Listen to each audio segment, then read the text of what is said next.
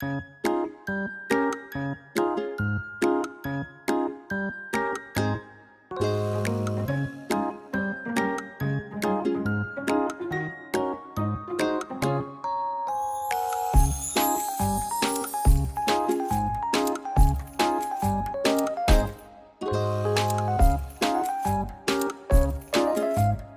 หลายอย่างกันนะ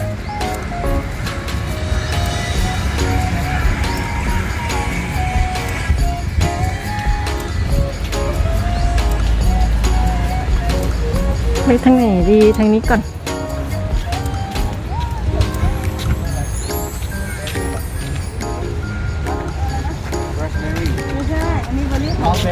มัลเบอรี่ใช่ป่ะแล้วบ้านเราเรียกอะไรอะลูกหม่อน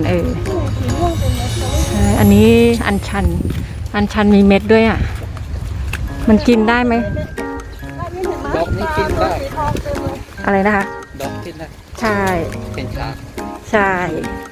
เราทำดอกอัญชันนะใส่มะนาวโอ้เยอะแยะเลยเนาะมีเยอะเหมือนกันเนาะนึกว่าจะเล็กๆ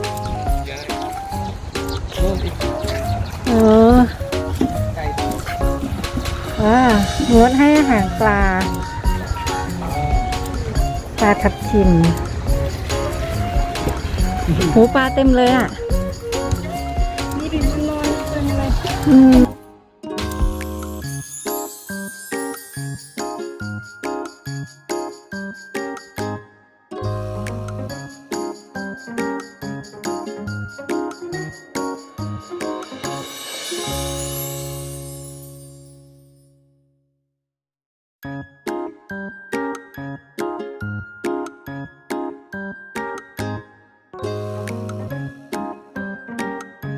มีมะนาว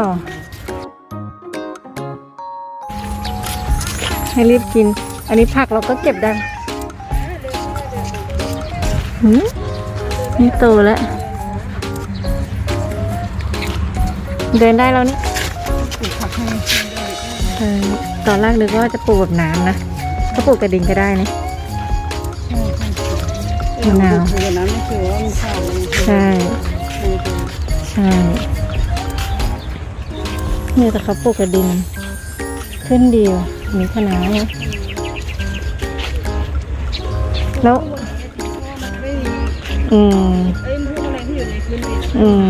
แล้วเขาปลูกอย่างนี้เขาขายเหรอก็คือเรามาเก็บอย่างเงี้ยใช่ปะเป็นขายของอ๋อนึกว่าให้เราเก็บเองแล้วไปคิดตังค์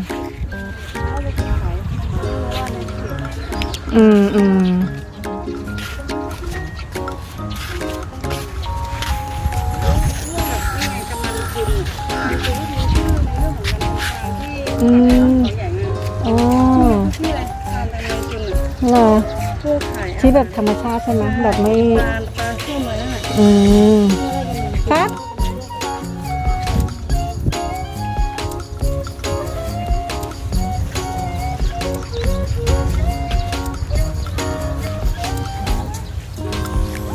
มีเมลอนด้วย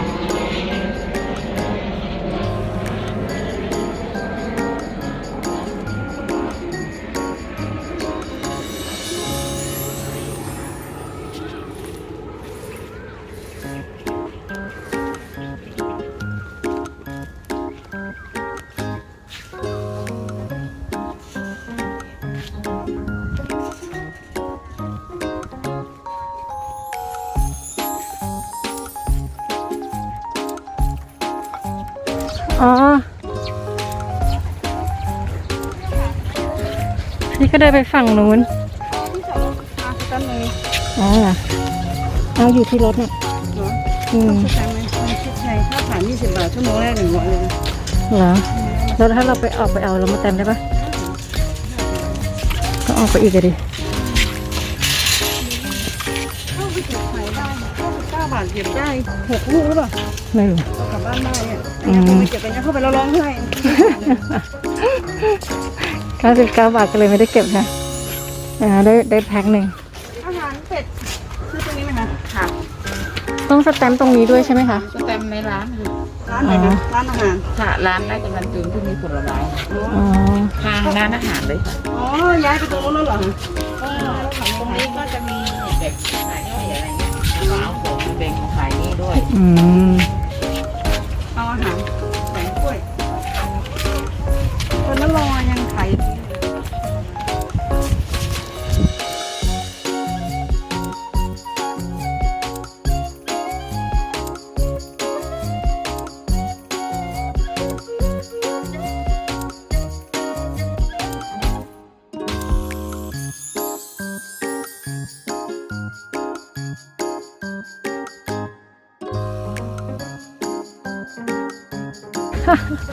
เขาก็ทำดีเหมือนกันเนาะ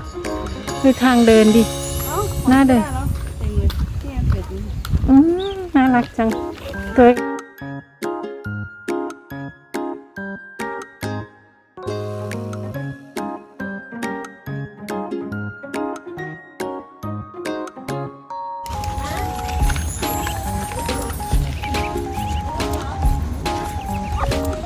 พอยังลูกหมดยังมีอีกนะอ่ะ ได้แต่ไม่จับถ้วย ใช่ตอนนั้นนั่นค่ะอย่างนี้ทิ้งขยะตรงไหนนี่นะ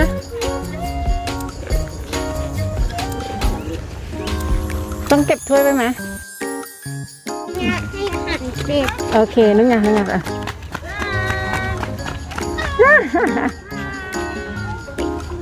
ไงมีงี้ด้วย เด็กไม่กลัวอะไรเลย นั่นนะครับ ต้องรอให้โตอีกนิดนึง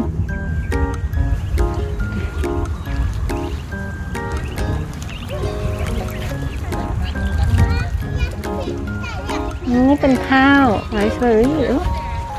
สุดยอดเลย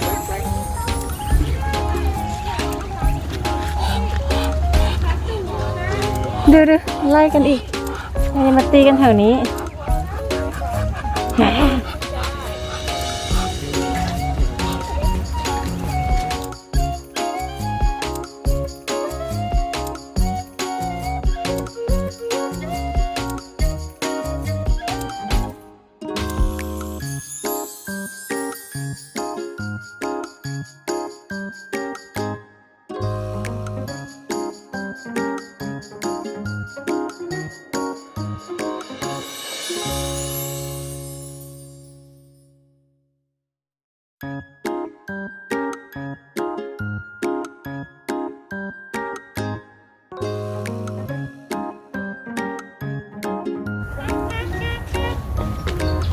เดินดีๆด้วย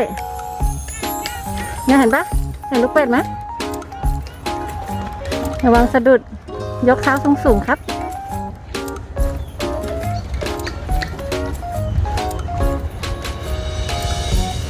นี่ไงลูกเป็ดเนี่ยเห็นปะเนี่ยเต็มเลยระวังสะดุดไม้ไผ่ไม่มาแล้วไปริมเกินลูกโยนไปเยอะสิข้างนี้เต็มเลยเห็นปะ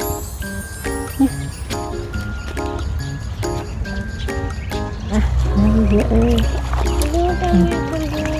เนี่ยทำดินะน่ารักไหมอยากเลี้ยงเป็ดไหมอยากเลี้ยงเป็ดกินไข่เป็ดวะ ครับแล้วเราจะทำเป็ดหน้าเหรอ เป็ดอันเด็ก ลูกเป็ดเขาเรียกลูกเป็ดโอเคทำสิเทใส่มืออย่างนี้แล้วก็โยนไปเทใส่มืออย่างเงี้ยแล้วก็โยนค่อยๆโยนอ่ะจะได้ไม่ติดเล็บจะให้โดนเสื้อดิมีต้นข้าวหรือเปล่า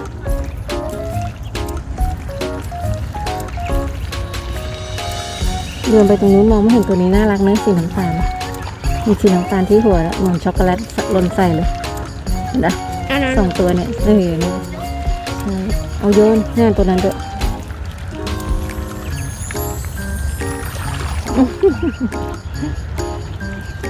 แย่งกันอะไรเยอะเยอะหน่อยมันมีหลายตัวมันไม่พอกิน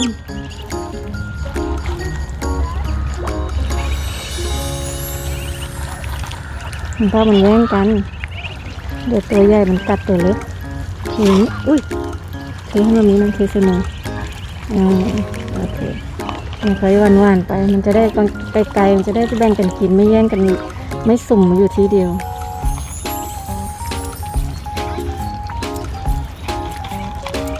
เด็กนะมีหนอนเร็วร้อนวันนี้ไม่ได้เอาร่มมา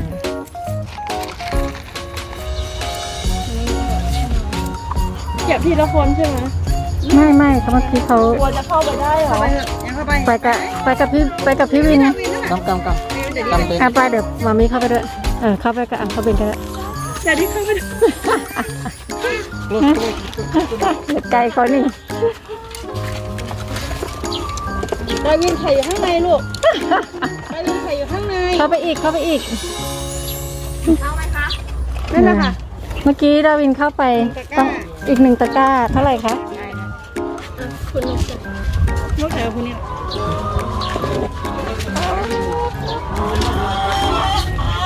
ดู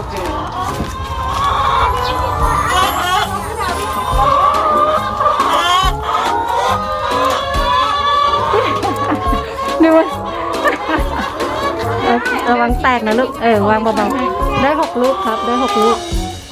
ตรงนี้ไหมดาวินตรงนี้ไหมเป็นให้น้องเป็น ไม่เป็นไรค่ะเดี๋ยวเป็นคนเดียวได้6 ลูกยัง6 ลูกพอดูไก่มันมองใหญ่เลยโอเค6 ลูกแล้วปะเย้ถือไประวังเลย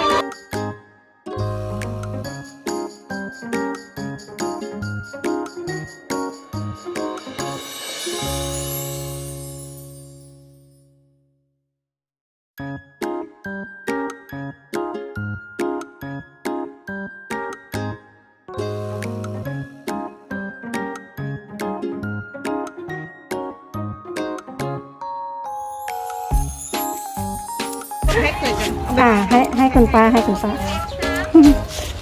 นจะเป็นของเราหรือเปล่า ใช่เดี๋ยวมีไปทอดให้กินไงเอาปะทำไมมันออกอย่างนี้ช่วยอะไรออกกลางกิ่งเลยกลางต้นเลยอะไรไม่เข้าใจไม่ออกของบนยอดนะโอเคมาดูสิลูกหายไปเลยกินใหญ่เลยสีดำอร่อยไหมลูกอร่อยใช่ปะ แล้วค่ะแม่ก็หนี อร่อยไหม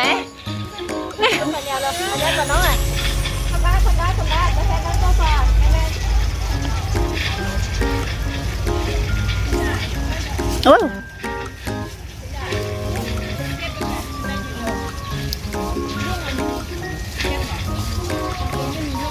ไปไหนมาไปขมเอา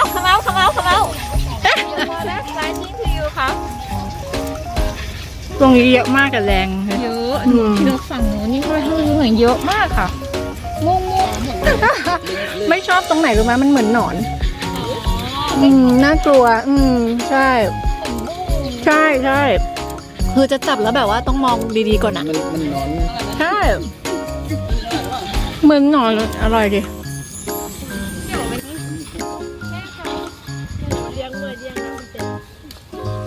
นี่คือ99 บาทกินมากกว่านั้นอีกเพราะไม่มีคนเก็บมันร่วงหมดเห็นเปล่าทำไม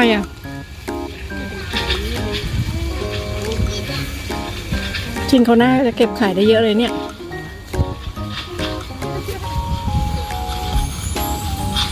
แต่มีดอกหญ้าเยอะเลย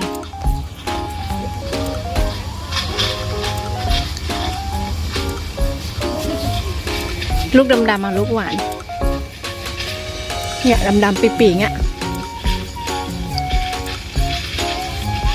เห็นไหมเราบีบแรงนะเดี๋ยวมันเละนั่นแหละเก่งมากนั่นแหละหวานอร่อยไหม ระวังขี้ฝุ่นด้วยมันเป็นกระต่ายลูกสีดำนะ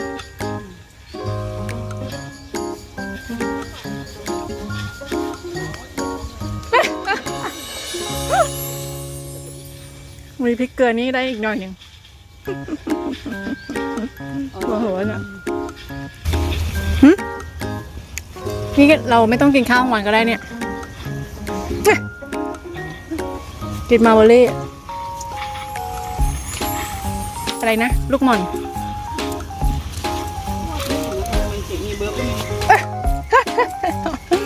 เคี้ยวหลายทีไงแอร์ข้าว